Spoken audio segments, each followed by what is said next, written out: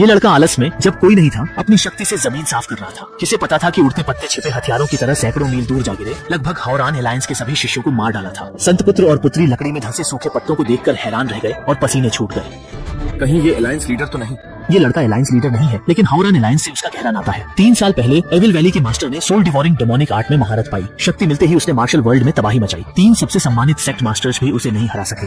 अच्छाई और बुराई साथ नहीं रह सकती। बुरे इंसान का अंत कोई बुरा इंसान ही करता है। जब उन तीनों की जान खतरे में थी तभी जिंदा यमराज वॉर गॉड आया, उस तबाही को रोक दिया। उसने जानलेवा हमला भी नहीं किया था। अगर ये पहले होता तो एविल वैली का मास्टर कब का राख बन चुका होता। उसे बात करने का मौका भी नहीं मिलता।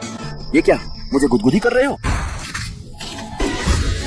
तीनों सेक्ट मास्टर्स ने वॉर गॉड से उसे जड़ से खत्म करने की गुजारिश की ताकि एविल वैली का मास्टर मारा जाए, लेकिन उसने मना कर दिया क्योंकि वॉर गॉड खून खराबा नहीं चाहता था, वरना वो भी शैतानी रास्ते पर चला जाता। एविल वैली को लौटने से रोकने के लिए वॉर गॉड ने तीनों सेक्ट मास्टर्स से कहा कि वे दूसरे सेक्ट्स के साथ मिलकर हौरान एलायंस बनाएं। तब पूरा मार्शल वर्ल्ड एक हो जाएगा और फिर चाहे 10 एविल वैली मास्टर्स भी आ जाएं, कोई खतरा नहीं होगा। पाप धोने के लिए वॉर गॉड वेंशिन सेक्ट में छिपकर साधना कर रहा है। उसकी मार्शल आर्ट्स दुनिया में सबसे बेहतरीन है और उसने दुनियादारी छोड़ दी है, पर वो भी बस 20-21 साल का लड़का है। वेंशिन सेक्ट के मास्टर ने देखा कि उसने हिंसा का रास्ता छोड़ने का इरादा कर लिया है, इसलिए उन्होंने उसे सेक्ट का खजाना तथागत पाम दे दिया। लेकिन इस तकनीक में एक ऐसी कमी है जो आम लोग बर्दाश्त नहीं कर सकते।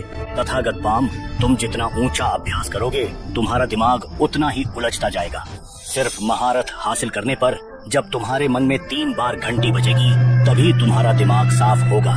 3 साल बाद बूढ़े सेक्ट मास्टर गुजर गए। लड़का लगातार तथागत पाम का अभ्यास करते करते नासमझ हो गया। अब वो होश वापस पाने से 3 घंटियों की आवाज दूर है। ये मौका जल्द ही आने वाला है। हौरान एलायंस के संत पुत्र और पुत्री अचानक वेंशिन सेक्ट पहुंचे। उन्होंने एलायंस में शामिल होने और तथागत पाम की किताब सौंपने को कहा। वेंशिन सेक्ट के बड़े भाई ने मना कर दिया। इन सालों में हौरान एलायंस ने अच्छाई के नाम पर छिपकर छोटे सेक्ट्स पर कब्जा किया है। अब उनकी नजर तथागत पाम पर है। वेंशिन सेक्ट ने मना किया तो संत पुत्री ने कहा, या तो मुकाबले से फैसला करो या हम इस जगह को तबाह कर देंगे। मजबूरन बड़े भाई को मानना पड़ा, लेकिन वह संत पुत्री का मुकाबला नहीं कर सकता था। संत पुत्री ने एक हाथ से उसका सामना किया, तलवार तक नहीं निकाली। ताकत का फर्क इतना था कि नतीजा तय था। बड़ा भाई जल्दी हार गया।